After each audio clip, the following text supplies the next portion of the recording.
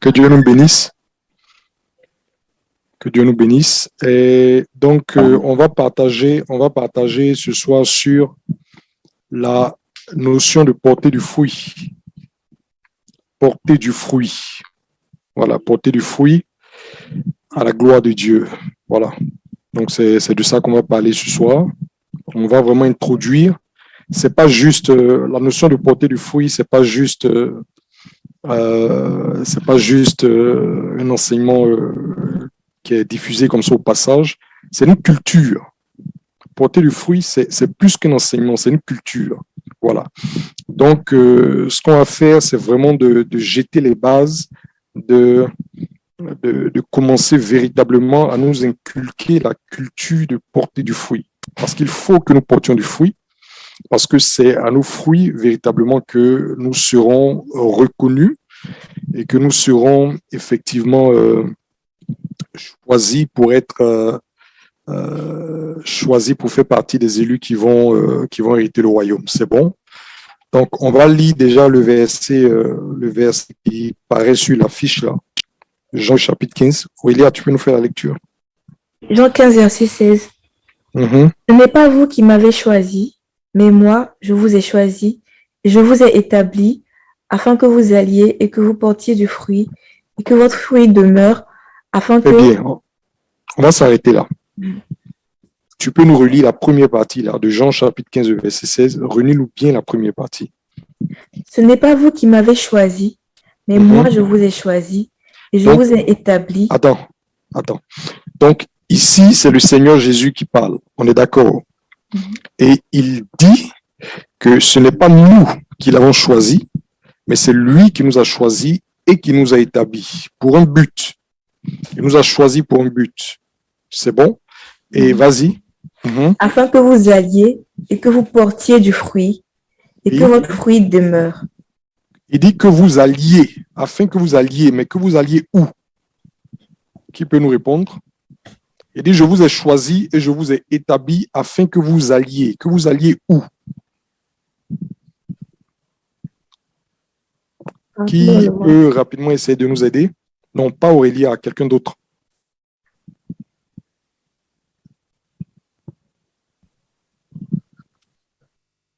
Par tout le monde. Ok. Donc, que nous allions par tout le monde. C'est bon? Que nous allions dans les nations, que nous allions par tout le monde. Et que nous portions du fruit. C'est ça, non? Termine. Afin que vous alliez, que votre fruit demeure. Que vous portiez du fruit et que votre fruit demeure. Donc, que vous portiez du fruit qui demeure. C'est bon? Bien. Les fruits que nous sommes censés porter. Déjà, si on parle de porter du fruit, ça veut dire que le Seigneur nous assimile à quoi? Qu'est-ce qui porte du fruit? Les fruits, on les trouve où? Dans la nature. Où est-ce qu'on trouve? Très bien. On trouve les fruits. On trouve les fruits sur les arbres, précisément sur les branches des arbres. C'est bon, non? On trouve les fruits sur des arbres et plus précisément sur les branches des arbres. Donc, le Seigneur nous assimile à des branches, plus précisément. Il nous assimile à des branches qui sont censées porter du fruit en lui. Il dit, je vous ai choisi, je vous ai établi afin que vous alliez par tout le monde, que vous alliez dans vos services, que vous alliez dans vos écoles, que vous alliez au marché, que vous alliez dans les salles de gym, que vous alliez où que vous vouliez, mais dans le monde, et que vous portiez du fruit, et du fruit qui demeure. Maintenant, on réalise que si le Seigneur nous demande de porter du fruit, c'est parce qu'il nous assimile et nous regarde comme des branches. On est d'accord? Donc, nous sommes des branches qui devrions porter du fruit. On n'a pas le choix. Vous comprenez? Porter du fruit n'est pas quelque chose qui est laissé à l'appréciation de chacun. Porter du fruit n'est pas quelque chose de facultatif. Porter du fruit, c'est pas quelque chose qu'on peut choisir de faire ou de ne pas faire. Non. Il dit, c'est moi qui vous ai choisi et c'est moi qui vous ai établi afin que vous alliez, que vous portiez du fruit. Donc, porter du fruit fait partie de l'objectif que le Seigneur nous assigne C'est d'ailleurs l'objectif que le Seigneur nous assigne en tant que témoins de Christ dans ce monde. Parce que l'objectif des fruits que nous portons, c'est d'établir le témoignage de Jésus-Christ. On est d'accord? On est d'accord. L'objectif des fruits que nous portons, c'est d'établir le témoignage de Jésus-Christ. Et ces fruits-là, qu'est-ce que c'est exactement? Ces fruits-là, c'est la conduite que nous avons au milieu des nations. C'est les paroles que nous disons au milieu des nations. C'est le comportement, le caractère que nous avons au milieu des nations. En réalité, le fruit que nous portons, ou si vous voulez, le fruit que nous sommes censés porter, le fruit que nous devons porter, c'est la mise en pratique des instructions et des commandements du Seigneur, tout simplement.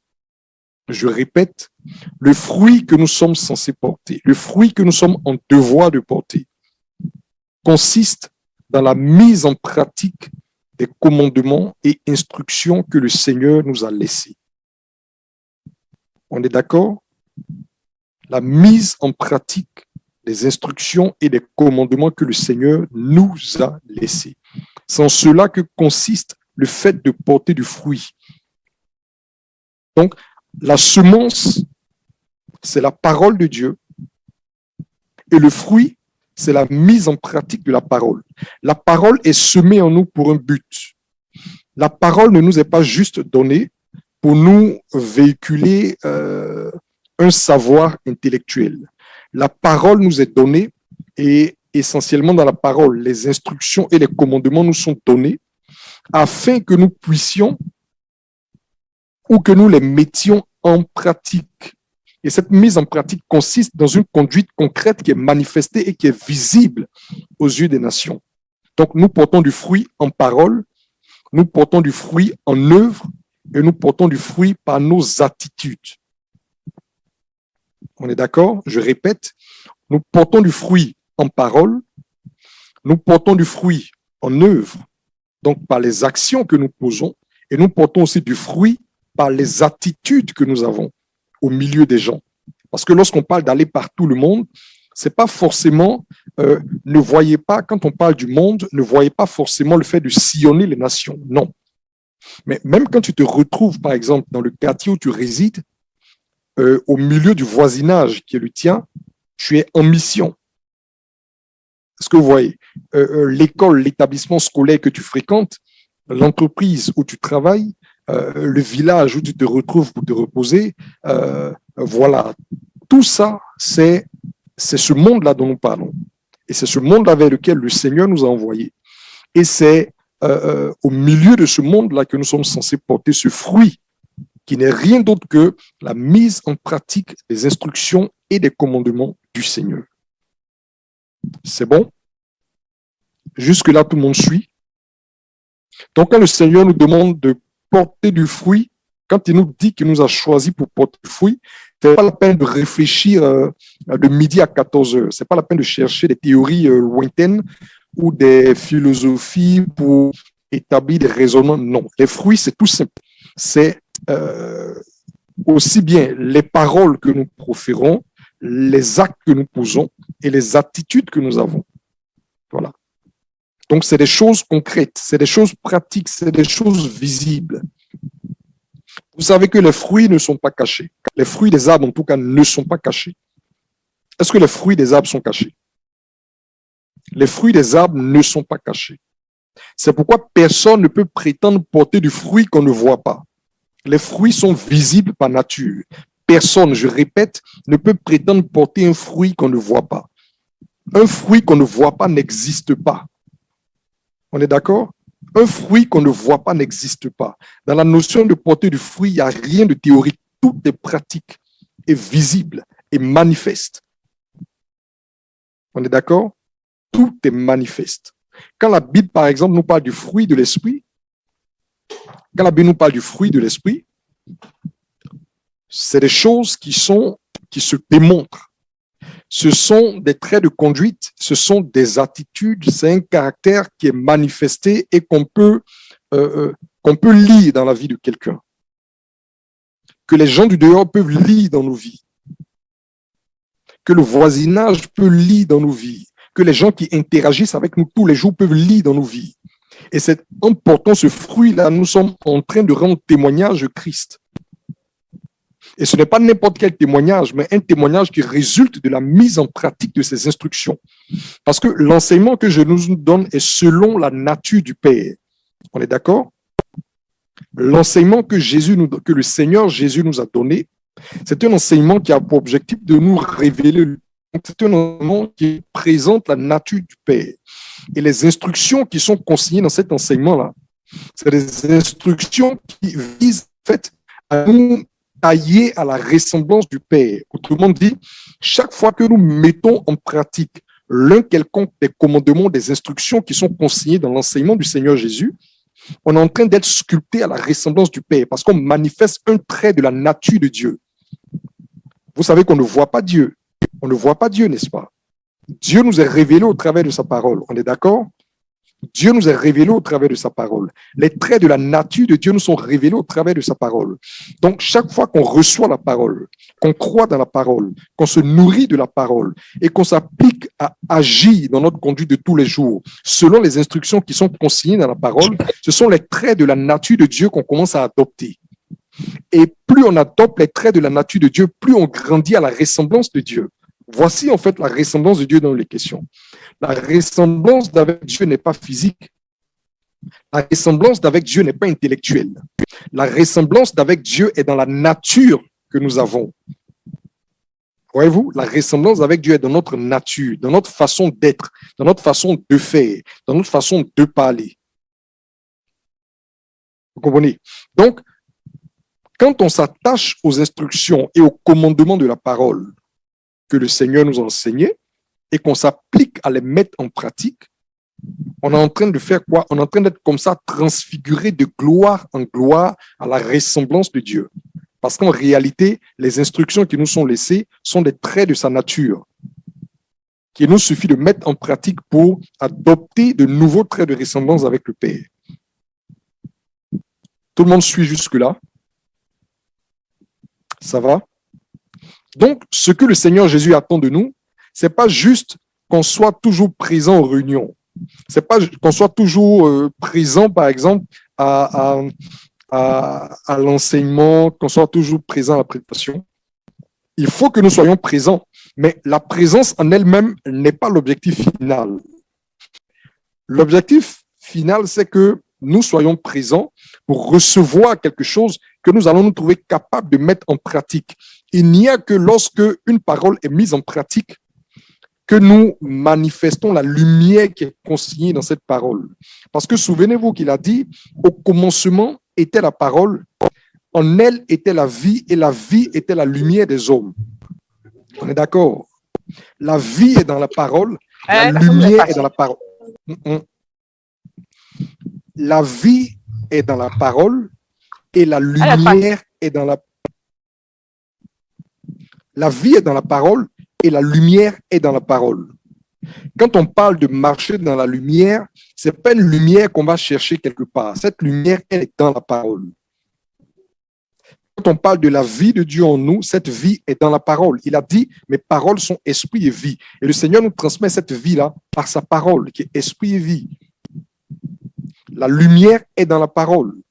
Quand on dit que nous sommes la lumière du monde, comment on devient la lumière du monde? Comment on devient la lumière du monde? On devient la lumière du monde si on laisse la lumière qui est consignée dans la parole être manifestée au travers de nous. C'est comme ça qu'on est la lumière du monde. Quelqu'un comprend ce qu'on est en train de dire? Quand on dit que nous sommes la lumière du monde, en réalité, la lumière, elle est consignée dans la parole. Jean chapitre 1, l'évangile de Jean chapitre 1 nous dit clairement que la lumière, que la parole est la lumière des hommes. N'est-ce pas? Aurélia, tu peux nous lire le verset, Jean chapitre 1. Vas-y.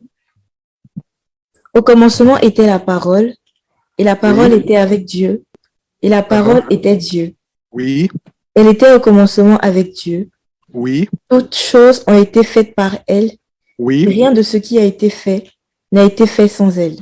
Très bien. Donc, on est en train de parler de la parole. Ça va? On parle de la parole. Poursuis. En elle était la vie, et la Voyez-vous? vie était la lumière des hommes. Très bien. Donc, on dit que en elle, en qui, dans la parole se trouve la vie, et cette vie-là est la lumière des hommes. Voyez-vous? Dans la parole se trouve la vie, et cette vie-là est la lumière des hommes. On est d'accord? Donc, comment la parole nous donne la vie? Comment la parole nous donne la vie? La parole ne nous donne pas la vie en un clic de doigt. La parole nous donne la vie à partir du moment où nous sommes capables de devenir un avec cette parole. Comment on devient un avec une parole? C'est d'abord en croyant dans cette parole et ensuite en appliquant cette parole-là à notre vie de tous les jours, à notre existence, à notre marche de tous les jours. On devient un avec une parole lorsqu'on applique cette parole, lorsqu'on est capable de porter du fruit qui est selon cette parole. C'est comme ça qu'on devient un avec la parole. Je veux qu'on comprenne bien ça. Comment on devient un avec la parole? D'abord en recevant cette parole-là. Parce que la parole nous est prêchée, la parole nous est enseignée. Si tu veux devenir un avec la parole qui est annoncée, la première étape, c'est d'accepter cette parole, de croire dans cette parole. Donc, quand nous croyons dans la parole, quand nous recevons la parole, que nous croyons dans la parole, c'est déjà une première étape pour parvenir à l'unité avec la parole. Mais après avoir reçu et cru dans la parole, il faut ensuite pratiquer cette parole, appliquer cette parole-là à notre existence de tous les jours, nous conformer à cette parole. Quand on parvient à se conformer à une parole, on devient un avec cette parole et la vie qui est dans la parole est libérée en nous et la lumière est libérée en nous et nous pouvons devenir la lumière du monde parce que nous portons du fruit qui est selon la parole que nous avons reçue. Je répète, je dis que la vie, c'est la parole qui porte la vie, c'est la parole qui est la lumière. Quand le Seigneur Jésus disait « Je suis la lumière du monde », ce n'est rien d'autre parce qu'il est la parole. Sinon, ce n'est pas parce que son teint était brillant. Voyez-vous? Ou bien, ce n'est pas pour une autre raison. Quand il dit « Je suis la lumière du monde », c'est parce qu'il était la parole faite chair. Il était la parole personnifiée. Et comme la parole est la lumière, c'est normal que le Seigneur Jésus dise qu'il est la lumière du monde. C'est normal. N'est-ce pas? C'est normal. Maintenant, nous, comment nous aussi on devient la lumière? On devient la lumière en parvenant à l'unité, en devenant un avec la parole, en devenant un avec le Seigneur et en devenant un avec sa parole. Parce qu'il est la parole. Et cette parole est esprit. Donc, en devenant un avec la parole. Mais on devient un avec la parole comment? Parce qu'il ne faut pas que ce soit de belles théories qui restent abstraites. Non, quand on dit devenir un avec le Seigneur, devenir un avec la parole, c'est comment? C'est simple. La parole nous est annoncée. Quand la parole nous est annoncée, la première étape, c'est d'ouvrir nos cœurs pour recevoir cette parole. Si quelqu'un n'ouvre pas son cœur pour recevoir la parole, il lui est impossible de devenir un avec la parole. Il lui est impossible d'être en communion avec la parole et donc en communion avec Dieu. Donc, la première étape, c'est d'ouvrir nos cœurs pour recevoir la parole qui est annoncée. La deuxième étape, c'est de croire et de nous attacher fermement à cette parole-là. Et la troisième étape, qui est l'étape de l'accomplissement, c'est de porter du fruit qui est selon cette parole. Et porter du fruit qui est selon une parole, ce n'est rien d'autre que d'agir selon l'enseignement de la parole en question. Ce n'est rien d'autre que comment on appelle ça, de conformer en fait notre existence de tous les jours, notre conduite de tous les jours, selon l'instruction qui est consignée dans cette parole. Et quand maintenant nous mettons les paroles en pratique, nous portons du fruit. Nous sommes la lumière du monde. La parole peut libérer sa lumière au travers de nous. Parce que par sa mise en pratique, nous rendons témoignage de cette parole-là aux yeux des nations. Nous reflétons la nature de Dieu. Mais chaque fois qu'on s'applique à mettre en pratique les instructions du Seigneur, ce sont des traits de la nature de Dieu que nous reflétons et nous grandissons ici à sa ressemblance. Quand le Seigneur Jésus disait que celui qui a vu, le Père l'a vu, c'est parce qu'il reflétait parfaitement la nature de son Père. Il n'était pas en train de dire qu'il est le Père, il était en train d'expliquer qu'il est la parfaite réflexion de la nature de son Père. Parce que toute la volonté de son Père se trouve accomplie en lui. Donc, il est la parfaite réflexion de sa nature et de sa volonté. Vous comprenez? C'est cela. Et quand il dit que lui, il est en communion avec le Père et qu'il veut aussi que ses disciples soient en communion avec lui, comme il est en communion avec son Père, c'est la même chose, c'est dans le même exercice qui nous engage. Nous appliquer dans notre conduite de tous les jours à porter du fruit qui est selon la parole, à mettre en pratique les paroles que nous recevons. Voyez-vous? Et les instructions dans les évangiles, les instructions dans l'enseignement de Christ, les instructions dans toutes les écritures que nous avons, elles sont légion. Personne ne porte du fruit au hasard. Suivez très bien ce que je vais dire à partir de maintenant. On ne porte pas du fruit au hasard. Porter du fruit demande de l'application. Il ne faut pas croire que si le fait de fréquenter régulièrement l'église va faire que le fruit va automatiquement germer au travers de toi. Les fruits ne germent pas de manière automatique. Si les fruits germaient de manière automatique, toutes les branches allaient systématiquement porter du fruit. Or, le Seigneur dit qu'il a les regards sur les branches et que toute branche qui ne porte pas du fruit sera coupée. Ça veut dire quoi? Que porter du fruit est la responsabilité des branches. Ce n'est pas un phénomène automatique. Porter du fruit, je le répète, n'est pas un phénomène automatique. Non. Ça demande l'application de la branche. Ça demande des résolutions. Ça demande une application. Ça demande de la discipline. Personne ne porte du fruit au hasard. La preuve, il dit, en Jean 14, Aurélia, il faut nous lire rapidement le cep et les sarments. Jean 15, à partir du verset 1. Oui. Je suis le vrai cep. Oui. Et mon père est le vigneron. Voilà ce qu'il dit. Il dit, je suis le vrai cep. Le cep, c'est le tronc de l'arbre. On est d'accord dessus. Le cep, c'est le tronc de l'arbre. Il dit, je suis le vrai cep. Quand il dit vrai cep, ça veut dire qu'en dehors de lui, il n'y a point de cep. Il est le seul, il est le vrai cep. Son père est le vigneron, oui. Et tout sarment qui est en moi. Et les sarments sont des branches. Regardez ce qu'il dit. Il dit, tout sarment qui est en moi, oui. Et qui ne porte pas de fruits. Oui. Il le retranche. Oui. Et tout sarment qui porte du fruit. Oui. Il les monte afin qu'il porte encore plus de fruits. Très bien. Maintenant, je vous pose une question. Le Seigneur Jésus dit, il dit, tout sarment qui est en moi et qui ne porte pas du fruit, mon Père le retranche. Mais tout sarment qui est en moi et qui porte du fruit, mon Père l'émonde. Autrement dit, mon Père l'entretient afin qu'il puisse porter davantage de fruits. Maintenant, je vous pose une question. Est-ce qu'on peut être en Christ et ne pas porter du fruit, selon ce qu'on vient de lire? Est-ce que c'est possible d'être en Christ et de ne pas porter du fruit, selon ce qu'on vient de lire? Quelqu'un peut ouvrir son micro et puis nous répondre.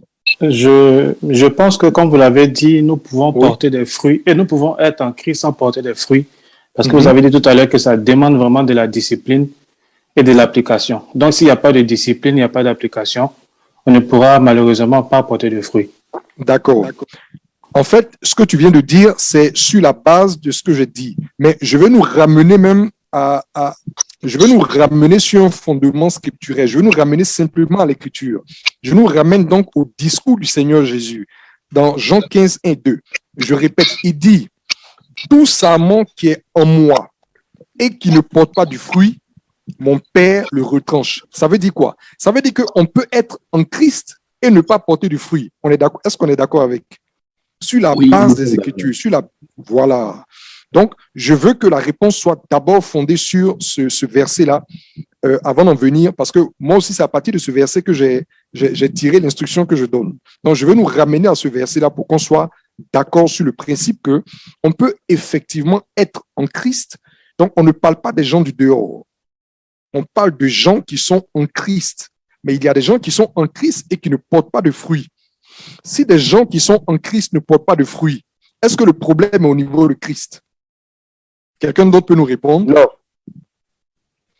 Vous convenez avec moi que le problème ne peut pas être au niveau de Christ, parce qu'il a parfaitement accompli la volonté de son Père et qu'il est disposé dans une posture parfaite pour conduire l'Église. D'ailleurs, on nous parle maintenant d'une autre catégorie de sarments qui, eux, portent du fruit. Ça veut dire que le problème n'est pas au niveau de Christ, le problème n'est pas au niveau de l'arbre. Si vous avez un arbre et que vous avez plusieurs branches sur l'arbre et que vous avez des branches qui sont chargées de fruits, qui portent de bons fruits, des fruits qui sont succulents, et que vous avez d'autres branches qui ne portent pas de fruits, le problème n'est pas au niveau du tronc. Le problème n'est pas au niveau de la racine. Vous comprenez que le problème est au niveau des branches stériles. Vous comprenez? Le problème est forcément au niveau des branches stériles. C'est normal, c'est logique. Puisqu'il y a d'autres branches sur l'arbre qui portent du fruit et qui portent d'excellents fruits. Donc, on ne peut pas accuser le tronc de l'arbre. On ne peut pas accuser le sol. On ne peut pas accuser la racine. Si les branches sont stériles, c'est parce qu'elles sont stériles. Donc, le problème se trouve au niveau de ces branches-là. C'est pareil. Le Seigneur dit que, il dit, toute branche, tout chrétien qui en moi ne porte pas du fruit, mon Père le retranche. Ça veut dire que on peut être en Christ et ne pas porter du fruit. Je veux que ces choses-là soient bien gravées dans nos esprits. Si donc on peut être en Christ et ne pas porter du fruit, ça veut dire que le fruit n'est pas spontané. Ça veut dire que le fruit n'est pas automatique. Parce que si le fruit était automatique, toutes les branches allaient automatiquement porter du fruit. Si le fruit était automatique, toutes les branches allaient automatiquement porter du fruit. Dans la mesure où Christ est le vrai cep et quand il n'y a pas de problème, toutes les branches allaient automatiquement porter du fruit. Mais s'il y a des branches qui portent du fruit et s'il y a des branches qui ne portent pas du fruit, ça veut dire que porter du fruit relève de la responsabilité des branches. Ça veut dire que porter du fruit, c'est le résultat d'une application particulière, d'une discipline particulière que nous nous imposons à l'égard de la parole. Et c'est ce qui manque à beaucoup de chrétiens.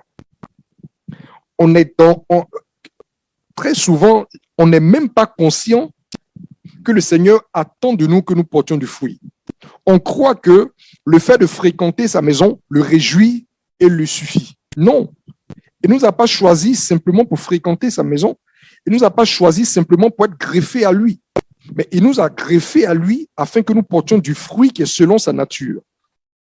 Donc, être greffé à Christ n'est pas tout le projet. Être greffé à Christ, c'est le cheminement par lequel on aboutit à la capacité de porter du fruit qui est selon lui. Donc, la finalité, c'est le fruit. La finalité, ce n'est pas le greffage. La finalité, c'est le fruit. Quand on te prêche l'évangile, que tu crois dans l'évangile, que tu décides de t'engager dans la voie du Seigneur, tu es greffé à Christ. Mais ce n'est pas la finalité. Tu es greffé à Christ. Tu es fiancé à Christ, mais ce n'est pas la finalité.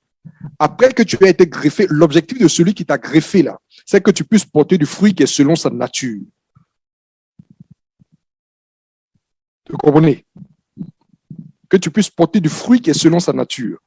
En parole, en œuvre et en attitude au milieu de cette génération. Que tu puisses porter du fruit. Je répète, en parole, en œuvre et en termes d'attitude et de caractère au milieu de cette génération. Donc, quand tu as compris cela, qu'est-ce que tu as fait? Tu vas commencer maintenant à mettre ta vie et ton existence de tous les jours sur la table.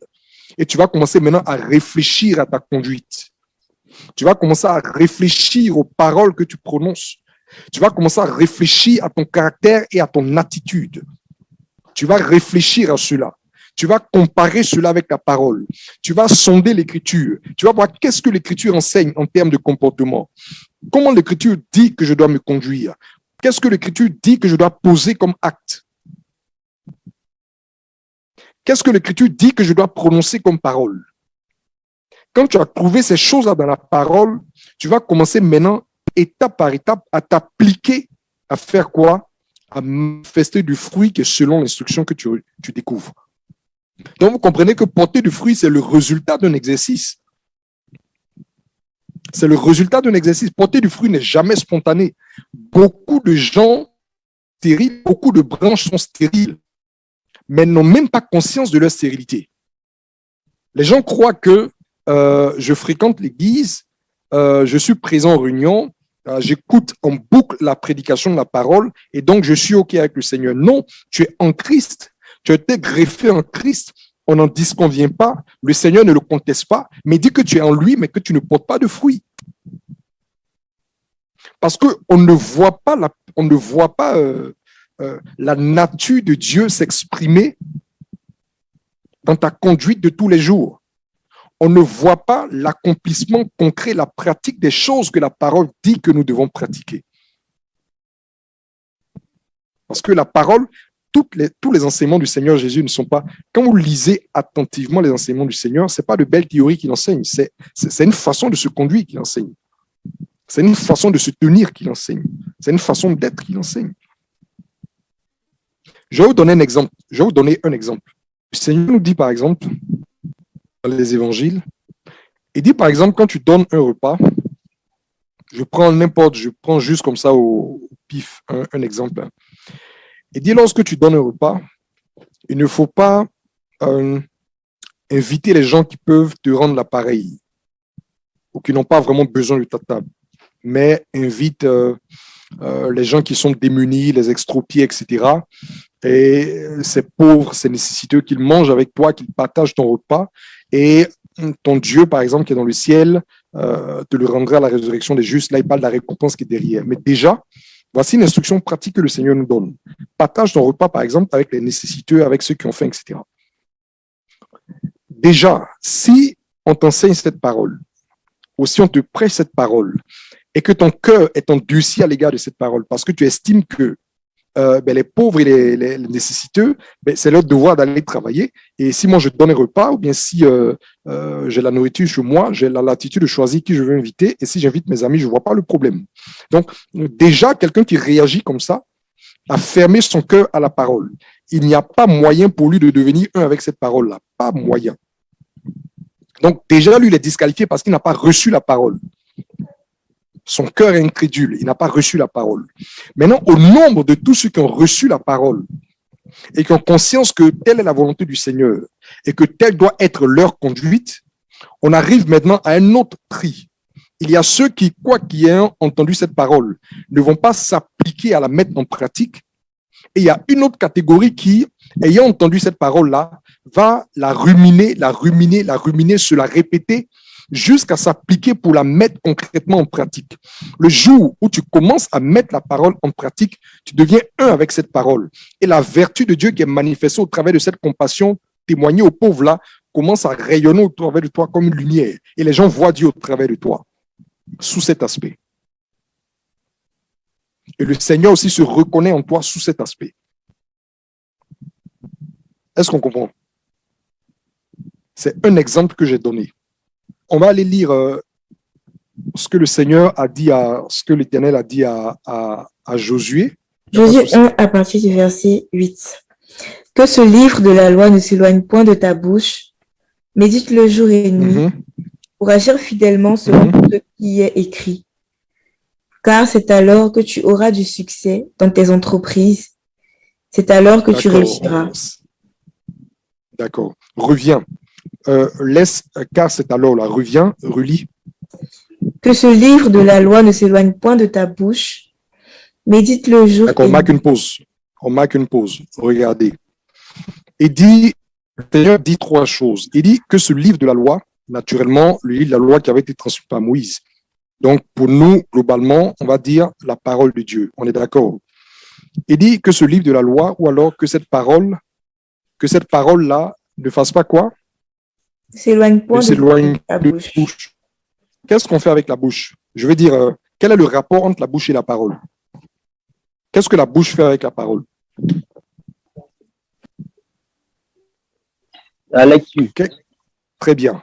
La bouche lit la parole. Donc, le lien qu'il y a déjà entre la bouche et la parole, c'est la lecture. Donc, quand le Seigneur dit à Josué que ce livre ne s'éloigne pas de ta bouche, il est simplement en train de dire à Josué de faire quoi? De le lire et de le relire, de le lire constamment. Donc, première chose, lire constamment la parole pour être au contact avec elle. Donc, ça, c'est la première étape. Lire constamment la parole pour être au contact avec elle. On peut te prêcher la parole, mais il n'y a pas que par la prédication, il y a aussi par la lecture. Donc, la première chose, il faut être en contact, il faut être au contact de la parole. Voyez-vous? Tu ne peux pas devenir un pratiquant de la parole si tu ne commences pas par être en contact étroit avec la parole de Dieu. Il faut être au contact de la parole. Il faut la lire régulièrement. Donc, il nous dit, la première instruction, c'est lire la parole. Ensuite, vas-y. Médite-le jour et nuit pour agir fidèlement. Et dit, médite-le d'abord. Médite-le jour et nuit. La notion de méditer ici, méditer, c'est pas lire. Méditer, c'est réfléchir. Méditer, c'est réfléchir. Méditer, c'est appliquer notre réflexion pour discerner, pour comprendre en profondeur ce qu'on a lu. Donc, quand on parle de méditation de la parole, c'est pas juste venir faire une lecture rapide et partir. Non. La méditation de la parole, c'est pas la lecture. Il y a la lecture et il y a la méditation de ce qu'on a lu. Donc, on s'applique déjà à lire et ensuite, on ne se contente pas juste de lire pour tourner le dos. Mais après avoir lu, il faut qu'on s'asseye et qu'on digère la parole qu'on a lue, qu'on rumine la parole qu'on a lue, qu'on applique notre réflexion avec l'aide du Saint-Esprit, bien sûr, sur ce que nous avons lu pour pouvoir en discerner le contenu pratique, parce que la finalité, c'est la pratique. Donc, il faut être capable de discerner le contenu pratique. Il faut être capable de discerner quelle est la volonté de Dieu derrière chaque instruction qu'il nous donne. Il faut être capable de discerner quelle est la volonté de Dieu derrière chaque instruction, derrière chaque commandement, derrière chaque orientation que le Seigneur nous donne. Donc, après avoir lu ou entendu, on doit faire quoi? On doit méditer. Et on ne médite pas juste pour conserver un savoir intellectuel. Il dit médite-le afin de faire quoi? Pour agir fidèlement selon tout ce qui est écrit. Pour agir fidèlement selon ce qui est écrit. Ça veut dire que la finalité de tout cet exercice-là, c'est agir fidèlement selon les paroles que nous recevons. Être capable d'agir et agir dans la pratique. Voyez-vous, agir. Agir, c'est la finalité. Il dit que ce livre de la loi ne s'éloigne pas de ta bouche, médite-le nuit et jour, donc applique constamment ta réflexion aux choses que tu lis, dans le but d'agir conformément à ce qui est écrit. Et le agir selon ce qui est écrit là, c'est ça qui est porté du fruit, qui est selon la parole. Est-ce que vous comprenez? C'est ça qui est porté du fruit, qui est selon la parole. Le fruit, on ne le porte pas comme ça en l'air. Les fruits là, ça ne s'invente pas. Les fruits ne sont rien d'autre que la mise en pratique concrète des instructions, des commandements que nous recevons au travers de la parole. Tout simplement. Tout simplement. Nous sommes greffés à Christ au travers de sa parole. La vie qui est en Christ, c'est sa parole. La vie qui est en Christ, c'est sa parole. On nous dit que le Seigneur Jésus est la parole qui a été faite chair. Donc, la vie qui est en Christ, c'est la parole. Quand il nous demande, par exemple, de manger son corps, ou qu'il nous dit que son corps est le pain de vie, c'est parce qu'il est la parole faite chair, tout simplement. Il faut comprendre ce lien, il faut comprendre ce rapport-là. Mais la grande leçon, là, on vient de voir comment on porte du fruit, mais la grande leçon, l'une des grandes leçons que je veux qu'on retienne ce soir, c'est que porter du fruit, ce n'est pas automatique, ce n'est pas spontané. C'est le résultat d'un exercice, c'est le résultat d'une application volontaire.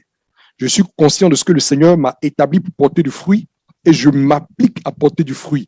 Comment je porte du fruit? En mettant en pratique, dans ma conduite, dans ma tenue, dans mes paroles, en mettant en pratique les instructions et les commandements du Seigneur. Ces instructions, ces commandements, je les trouve où? Je les trouve dans sa parole. Je les trouve dans les Écritures. Je les trouve dans les révélations authentiques qu'il me donne. Mais le fait simplement de savoir, d'ouvrir ma Bible ne fait pas de moi un porteur de fruit. Il faut non seulement que je m'applique à la lire pour être en contact avec elle, pour savoir ce que le Seigneur veut. Ensuite, que j'applique ma réflexion, mon discernement pour déceler les éléments pratiques que je dois manifester et qu'ensuite je passe à la troisième étape qui est l'étape de l'accomplissement, organiser maintenant ma conduite et mes façons de faire selon le modèle qui est prescrit dans la parole. Voici ceux qui portent du fruit. Voici ceux qui portent du fruit. Et porter du fruit là, ça va vous demander de tous ceux qui ont le regard braqué sur la vie des autres